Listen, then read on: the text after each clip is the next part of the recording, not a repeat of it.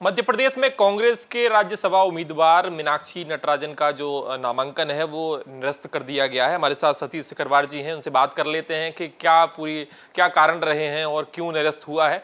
अब कांग्रेस क्या सोच रही है पूरे इस विषय को लेकर। पहले तो स्वागत है आपका द प्रेस हिंदी में। मैं आपका भी चैनल का बहुत बहुत स्वागत करता हूं और निश्चित रूप से जिस प्रकार का घटनाक्रम हुआ है उससे लगता है कि भारतीय जनता पार्टी सत्ता के नशे में मस्त हो गई है और ऐसे ऐसे निर्णय ले रही है, साम दाम दंड भेद अपनाकर एन कैन प्रकार ने किसी भी तरीके से सत्ता में बने रहना और पदों पर किस प्रकार हथियाना है पदों को, ये भारतीय जनता पार्टी लोग अच्छी तरह समझ चुके हैं।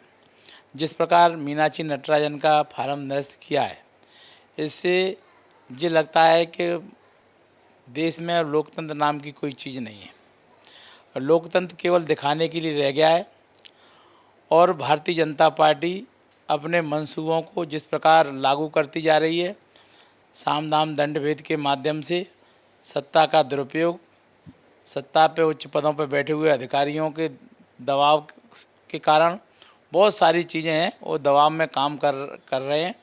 और आज भारतीय जनता पार्टी ने दिखा दिया है कि भारतीय जनता पार्टी की कथनी और करनी में किस प्रकार अंतर है। जो राम की सुशासन की बात करने वाली पार्टी, आम राम राज्य की बात करने वाली पार्टी, किस प्रकार रावण के पथ चिन्हों पर चलकर राम जी को धता दिखा रही है। तो निश्चित रूप से ये सत्ता के नशे में मदमस्त है और आने वाले समय में जब इस देश से रावण का सर्वनाश हो गया तो जिस समय रावण से भी ज़्यादा अत्याचार और अन्याय जुल्म भारतीय जनता पार्टी कर रही है, तो आने वाले समय में इसका भी निश्चित रूप से अंत होगा। और जिस प्रकार हम भगवान श्री राम के आदर्शों की बात भारतीय जनता पार्टी करती है, ये भगवान श्री राम के आदर्श नहीं है, ये न्याय नहीं है, ये अन्याय है। और ये रावण के पथ चिन्हों पर चलने वाली भारतीय जनता पार्टी जो राम की बात करती है, निश्चित रूप से ये पाप जो कर रही है, इस पाप का बड़ा एक दिन फूटेगा। मीनाक्षी नटराजन का जो नामांकन निरस्त हुआ है उसमें बताया गया है कि उन पर कोई केस था पुराना जिसको छुपाया गया, उनके बीजेपी के द्वारा कहा जा रहा है। क्यों ये कांग्रेस की चूक नहीं है कि किसी अपने जिसको उम्मीदवार उतारा है उसके बैकग्राउंड को चेक किए बिना या उस पर कोई केस है उसको उतार देना? देखो, राजनेता लोग पूरे देश में जाते हैं, पूरे देश में आंदोलन में जाते हैं, बड़े स्तर की नेता रही हैं, एनएसयूआई की अध्यक्ष रही हैं, यूथ कांग्रेस की अध्यक्ष रही हैं, तो निश्चित रूप से पूरे देश में उनका आना जाना होता है। उस समय तात्कालीन उस समय कार्यक्रम में किसी आंदोलन में गई होंगी, उस समय सरकार ने वहाँ कौन सा उन पर केस दर्ज कर दिया, एक मालूम नहीं है। मैं पूरे प्रदेश में पूरे संभाग में घूमता हूँ, अगर किसी थाने में चक्का जाम का, किसी थाने में कोई अपराध पंजीबद्ध हो जाए तो मुझे तो जानकारी नहीं है। मुझे जानकारी वो होती है जो मेरे द्वारा घटित कोई अपराध किया हुआ है। अगर मैं आंदोलन धरना प्रदर्शन कर रहा हूँ, सरकार की मंशा अच्छी नहीं है और सरकार मुझ पर केस, धरना प्रदर्शन आंदोलन का कोई केस लगाती है, कोई उन पर हत्या लूट डकैती का कोई केस नहीं है। अगर चक्का जाम और आंदोलन का कोई केस कहता है तो केस थोड़ी है, और दूसरा उसको पता ही नहीं है। तो ये सब चीज़ें हैं और इसमें वो होता है कि जिसने तथ्य को जानकारी हो छुपाया हो। जब जिसके बारे में जानकारी नहीं है, आप पे अगर बम्बई में कोई केस दर्ज है हो, आपको जानकारी नहीं है, आपके नाम से किसी ने एफआईआर करा दी, तो ये कोई केस थोड़ी है। केस वो होता है जो आपकी नॉलेज में हो, पुलिस ने आपको कभी तलब किया हो, पुलिस ने आपको जानकारी दी हो, आपने जमात कराई हो केस की, या आप गिरफ्तारी भरारी वारंट आपका निकला हो, वहाँ से आपको संबंध निकला हो, तो वो सब केस होते हैं। इस तरह कोई केस कहीं से निकाल के किसी के नाम से हो क्या करना है, ये सब चीज़ें बनावटी चीज़ें हैं और इन पे कुल मिला के पूरे केस को तोड़ मरोड़ के पेश करा है।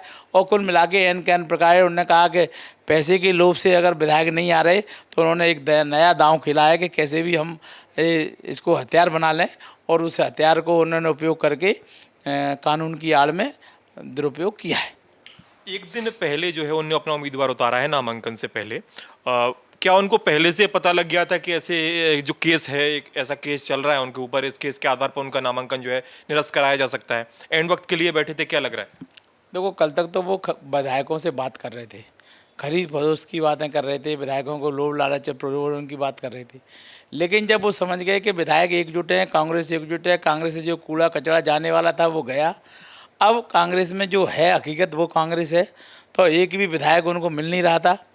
परिणाम इसका ये हुआ कि उन्होंने जब समझे कि विधायक नहीं टूट पा रहे और हमारी बात खराब होगी, हमारी इज्जत दांव पे लगेगी, तो पूरी सरकार ने मिलकर ये षड्यंत्र किया है और इस षड्यंत्र के माध्यम से एन के एन प्रकार ने वो फार्म नष्ट करके और भारतीय जनता पार्टी के प्रत्याशियों को निर्बुद्ध बनाने का प्रयास किया है। क्या आपके पास पैसे वगैरह लेने के लिए फ़ोन आया आपको किसी बीजेपी नेता ने? अब ये कौन क्या कह रहा है इन चीज़ों को, मेरे पे कोई तथ्य नहीं है, पर इसलिए मैं तथ्यों के आधार पे बात करता हूँ। अब कौन ने क्या कही है इस बात को तो, पर लेकिन कुल मिला के सबको ऑफर थे और उन चीज़ों में मैं जाना नहीं चाहता। लेकिन हम ये तय था कि कोई भी हमारा विधायक बिकने वाला नहीं था और सबने एकजुटता का परिचय दिया। उससे भारतीय जनता पार्टी घबरा गई और भारतीय जनता पार्टी ने नया षड्यंत्र किया और षड्यंत्र के माध्यम से ये षड्यंत्र के राज्यसभा सदस्य हैं, ये लोकतंत्र के नहीं है। कहीं ना कहीं कांग्रेस को भी तो आपस में लग रहा था कि हम में से फूट हो सकती है, जिससे आपने नामांकन से पहले ही जो है अपने विधायकों को रवाना कर दिया मध्य प्रदेश से। नहीं, नामांकन करने की बात किया था, जैसे तुरी पड़ता था कि ये सब परिस्थिति करेंगी और इसलिए किया था कि एन के एन प्रकार जब उतरे ही हैं तो हमारे विधायकों पर कोई भी कहीं भी केस लगा के बंद कर देंगे, बाद में जमानत कराते रहो। तो 10 विधायकों को ले जाके कहीं जेल में ठूस देते, दूसरे राज्य में जाके बंद कर देते, कहीं और अपराध पंजीकृत कर देते और वारंट ले जाके बंद कर देते, दूसरे दिन छोड़ते, तब तक वोट डल जाते। तो इसलिए कुछ भी कर सकते थे। उन्होंने पहले षड्यंत्र किया था कि हम उन्होंने प्लानिंग करी कि यहाँ पानी को रोकना है, इसके लिए यहाँ डैम बनाना है, यहाँ से पानी निकलेगा तो यहाँ हम वो करेंगे। तो उनका पूरा प्रोग्राम पूरा खाका बना हुआ था पहले से और कांग्रेस इस बात को समझ नहीं पाई कि वो किस प्रकार से कूट रचित राजनीति कर रहे हैं। उन्होंने पूरे कई बैरियर्स बनाए, पहले विधायकों को खरीदने का प्रयास किया, फिर विधायक जब खरीदने में नहीं आए तो उन्होंने और तरीके षड्यंत्र किए और तरीके षड्यंत्र में ये भी एक षड्यंत्र आ गया हम नामांकन निरस्त करते हैं।